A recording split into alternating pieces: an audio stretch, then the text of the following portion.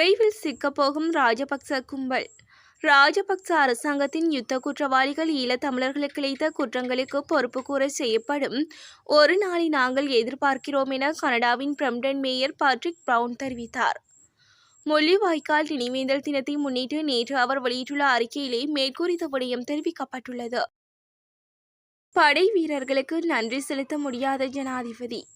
நீர்வெறுப்பு நோயினால் பாதிக்கப்பட்ட நாய் ஒன்றை இழுத்து வருவது போன்றே ஜனாதிபதி மக்களினால் நிகழ்விற்கு அழைத்து வரப்படுவதாக முன்னாள் அமைச்சர் உதய கம்மன்பில குற்றம் சுமத்தியுள்ளார்.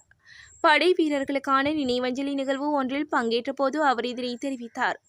படையினருக்கு எதிராக ஆயுதம் ஏந்திய ஓர் போராட்டக் குழுவின் தலைவரை இன்று நாட்டின் ஜனாதிபதியாக கடமையாற்றி வருகிறார் என உதய கம்மன்பில தெரிவித்தார். காவல்துறை உத்தியோகத்தர்கள் மீது வாள்வெட்டு.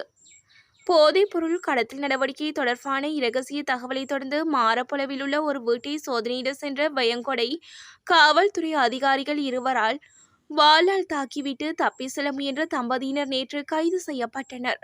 விசாரணையில் தம்பதியினர் வீட்டிற்குள் சிறிய பொதிகளில் போதைப் பொருட்களை அடைத்து வைத்திருந்தமை தெரியவந்துள்ளது. யாழ் பாடசாலை ஒன்றில் மாணவிகளுக்கு சங்கடத்தை ஏற்படுத்திய காவல்துறை அதிகாரியின் செயற்பாடு.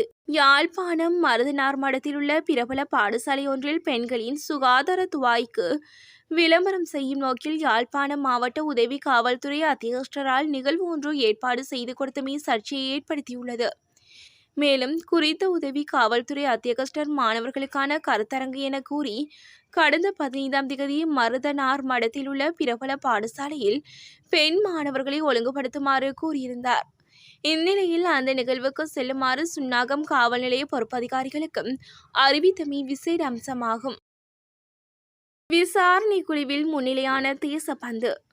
காவல்துறை மா அதிபர் தேசபந்து தென்னகோன் சற்று முன்னர் விசாரணை குழுவில் முன்னிலையாகியுள்ளதாக தெரிவிக்கப்படுகிறது. காவல்துறை மா அதிபர் தேசபந்து தென்னகோன் முதல் தடவையாக விசாரணை குழுவின் முன்னிலையாகியுள்ளதாக தகவல் வெளியாகியுள்ளது.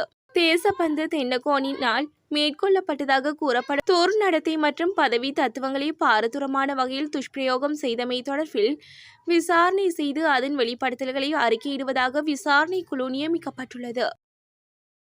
சீக்கியர்களின் புனித தலமான பொற்கோவிலை தாக்கி அழிக்க முயன்ற பாகிஸ்தான். பஞ்சாபில் உள்ள சீக்கியர்களின் புனித தலமான பொற்கோவிலை பாகிஸ்தான் தாக்க முயன்ற போதும் அதன் மீது ஒரு கீறல் கூட விழாமல் பாதுகாத்ததாக இந்திய இராணுவம் தெரிவித்துள்ளது. பாகிஸ்தானின் தாக்குதல் முயற்சி அதனை முறியடித்தமை தொடர்பாக இந்திய இராணுவத்தின் 15வது படைப்பிரிவு மேஜர் ஜெனரல் கார்த்திக் சேஷாத்ரி தெரிவித்துள்ளார்.